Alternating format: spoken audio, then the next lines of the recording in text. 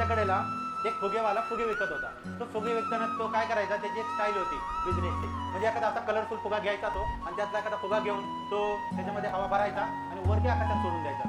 मग ते बघून आजूबाजूला जी मुलं असायचे ना, त्या मुलांच्या लक्षात यायचं की इथं कुठेतरी फुगेवाला आहे. आणि मग ते आग्रह करायचे, मम्मी चल, पप्पा चला, मला ते फुगा घ्या म्हणून. आणि मग तिथं आले की त्याची विक्री जास्त व्हायची, म्हणून तो ती स्टाईल करायचा.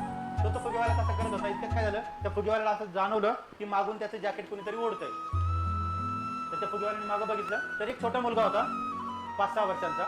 म्हटलं, काय रे, तुला फुगा पाहिजे का? म्हणे नाही नाही काका, मला एक प्रश्न विचारायचा. म्हणे विचार. म्हणे काका, जर समजा काळ्या रंगाचा फुगा असेल आणि त्या फुग्यामध्ये जर आपण हवा भरली तर तो पण असंच हवा वर जाऊ शकतो?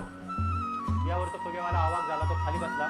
त्या मुलाला त्याने जवळ घेतलं आणि त्याच्या डोळ्यात बघून सांगितलं की बाळ, फुग्याचं असं वरती वरती जाणं आहे ना, हे त्याच्या बाहेरच्या रंगावर अवलंबून नाही, तर त्याच्यामध्ये काय भरलंय, हायड्रोजन, नायट्रोजन, जे काय भरलंय त्यावर ते अवलंबून असते.